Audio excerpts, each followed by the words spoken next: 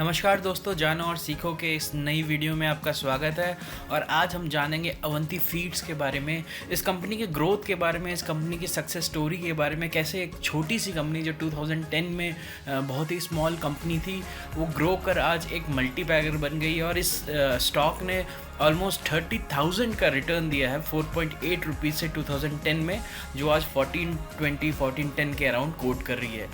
लेकिन उसके पहले अगर आप इस चैनल को पहली बार देख रहे हैं तो जानो और सीखो को मोबाइल पे सब्सक्राइब बटन दबाइए, और इसको अगर वेब पे देख रहे हैं तो यहाँ पे भी जाके सब्सक्राइब बटन दबाइए, ताकि आपको सारी ऐसी स्टॉक रिलेटेड और मल्टीबैगर पिक्स टाइम पे मिलते रहें नोटिफिकेशन। तो चलिए अब शुरू करते हैं अवंती फीड्स के बारे में जानना। अगर हम रिटर्न्स की बात करें, एब्सोल्यूट रिटर्न्स की जो कंपनी ने दिए हैं, तो आप समझ लीजिए कि अगर आपने 1 लाख अवंती फीड में लगाया है अगर अगस्त 2010 में, तो वो अभी करंट के सिनेरियो में आज के डेट में वो आपका लगाया हुआ 1 लाख ऑलमोस्ट 3 करोड़ रुपए हो गया होता वो। तो सोचिए, मतलब ऑलमोस्ट 30,000% का रिटर्न है। और यही अगर आपने 1 लाख को अगर बैंक में इन्वेस्ट किया होता तो आज एफडी अगर आप करते तो आपको मैक्सिमम 1 लाख का 1.8 लाख या 2 लाख, उससे ज़्यादा तो नहीं मिल सकता था, 1.8 लाख के अराउंड मिलता। तो मतलब कि बेसिकली ये कहने का मतलब है कि स्टॉक जो अप्रिशिएट हुआ है वो आप देख सकते हैं कि 300 टाइम्स लास्ट 10 ईयर्स में, ऑलमोस्ट 10 ही भी ना बोलिए आप, 7 ईयर्स बोल लीजिए, तो 7 ईयर्स में वो ऑलमोस्ट 300 टाइम्स अप्रिशिएट किया है। 2010 में 4.7 रुपीज़ के अराउंड था और अभी 1460 का हाई उसने बनाया था कल। तो अब ये देखिए कि और ये जो मतलब कि स्टॉक है वो मतलब कि अभी भी एम करता है कि ये सेम ग्रोथ को आने वाले क्वार्टर पे भी डिलीवर करेगा, जैसा कि मैनेजमेंट ने कहा है। तो चलिए हम जानते हैं कि अवंती फीड का बिजनेस क्या है बेसिकली। तो अवंती फीड क्या था कि श्रिम्प फीड्स बनाता है बेसिकली। तो जो श्रिम्प होते हैं, सी क्रीचर्स होते हैं, एक्वाकल्चर कैटेगरी में आते हैं, प्रॉन्स की तरह होते हैं। तो इनको जो ग्रो करते हैं फार्मर्स, तो इनका जो खाना होता है फीड्स, उसे कहते हैं श्रिम्प फीड्स बिजनेस।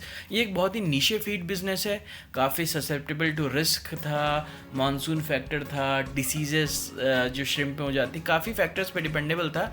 तो ये श्रिम्प फीड्स बनाने का इनका मेन बिजनेस था।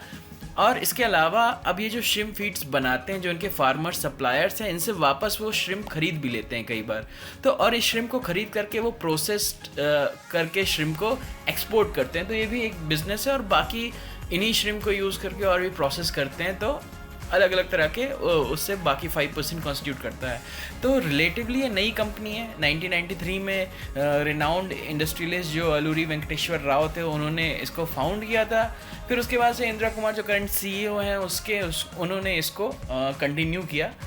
तो इस कंपनी के मोड के बारे में जानते हैं। मोड क्या होता है कि एक कंपनी की ऐसी प्रॉपर्टी जो उसको कॉम्पिटिटिव एडवांटेज देती है बाकी और कंपनियों में उसी कैटेगरी में।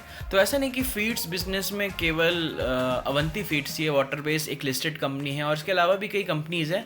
लेकिन इसका मोड क्या है, ये अपनी सुपीरियरिटी जो क्वालिटी की है वो बिल्कुल मेंटेन की हुई है सारे एक्सपोर्टर्स को। और इसका जब भी फॉर्मेशन में स्टार्ट में इसका एक टाई अप हुआ था ताइवान के कंपनीज़ के साथ, उसके बाद से जो इन्होंने क्वालिटी मेंटेन की है, तो फिर उसके बाद से बहुत ही अच्छा ग्रोथ उन्होंने दिया है, बहुत ही अच्छा उनका एक्सपोर्ट्स ग्रो किया है। और साथ ही इन्होंने डाइवर्सिफाई करने के लिए अब प्रोसेस बिजनेस में भी आ गए, ना केवल फीड्स बनाते हैं। अब ये जिन फार्मर्स को ये फीड सप्लाई करते हैं उन्हीं फार्मर्स से अब ये खरीदते भी हैं श्रिम्प को, उसको प्रोसेस करके बेचते हैं।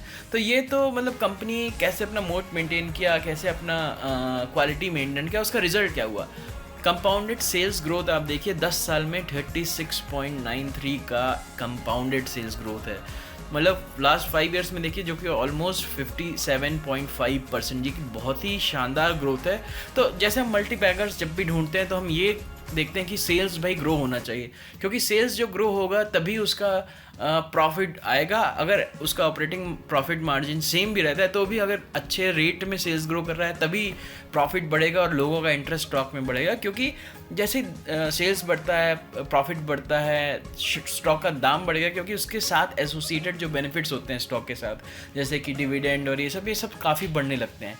और आप यहाँ पे आप देखिए कि इसका जो कंपाउंडेड प्रॉफिट ग्रोथ है वो तो मतलब 10 साल में 65.52% का बेमिसाल रिटर्न है 5 ईयर्स में 114% का। तो अब देखिए कि सेल्स तो इसका ग्रोथ किया 36% से, बट इसका प्रॉफिट ग्रो किया 65% से।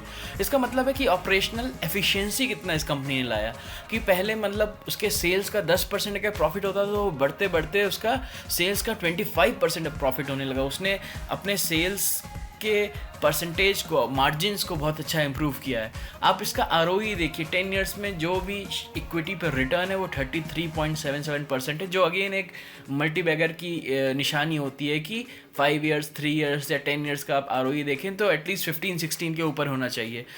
तो ROE बहुत ग्रेट, ROCE बहुत ग्रेट, डेब्ट to equity is almost less than 0.2। अब अभी तो फ़िलहाल में तो वो ज़ीरो होने के अराउंड है। तो देखिए डेब्ट फ्री कंपनी है, इसको किसी को इंटरेस्ट नहीं देना है। अभी कोई कंपनी डेब्ट ले लेती है तो उसका एक मेजर पोर्शन होता है इंटरेस्ट, जो कंपनी का ऐसे ही जाता है।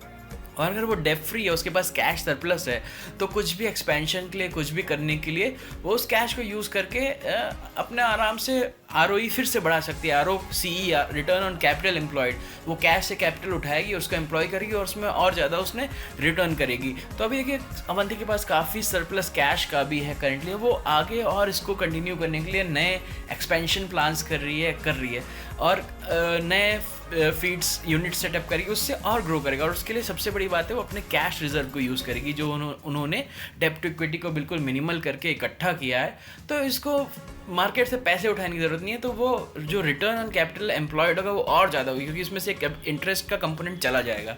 तो चलिए हम देखते हैं दोस्तों कि हमें आखिर अवंती फीड के स्टोरी से लेसन्स क्या मिलते हैं जो हम यूज़ कर सकते हैं अपने इन्वेस्टमेंट में।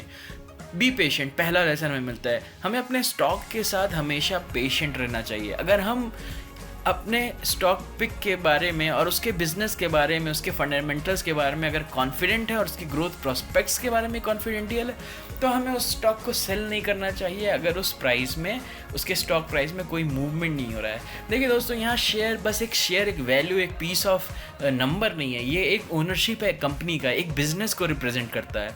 अगर आप उस बिजनेस को देखिए ग्रो कर रहा है, वो बिजनेस में प्रॉफिट बढ़ रहा है, आप कॉन्फिडेंट है कि उसका भले ही प्राइस ना रिफ्लेक्ट कर रहा है किसी टेम्प्रेरी वजह से, लेकिन पीछे जो है सेल्स बढ़ रही है, आप मैनेजमेंट को देख रहे हैं उसमें एक्टिविटी ला रहा है, तो जैसे ही वो एक ना एक दिन, जैसे ही कुछ दिन बाद, आज नहीं बढ़ेगा, 2 दिन नहीं बढ़ेगा, लेकिन इवेंचुअली अगर उसका प्रॉफिट ग्रो करता रहेगा, उसका सेल्स ग्रो करता रहेगा, तो उसको फॉलो करेगा। तो आप अपने स्टॉक के साथ पेशेंट रहिए, लेकिन पेशेंट का ये मतलब नहीं कंपनी लॉस पे लॉस किए जा रही है, ख़राब किए जा रही है और आप उसके साथ पेशेंट बेच नहीं रहे हैं। प्रोवाइडेड कि सारे आपके जो फंडामेंटल एनालिसिस था, जो आपका ग्रोथ है, ROC, ROE है, ये सब जो पैरामीटर्स हैं वो अच्छे हैं, अभी भी अच्छे चल रहे हैं, लेकिन अगर किसी टेम्प्रेरी रीज़न के वजह से अगर स्टॉक में करेक्शन है, तो हमेशा अपने स्टॉक के साथ पेशेंट रहिए और उसको बेचिए मत। दूसरा है कि अपॉर्चुनिटी।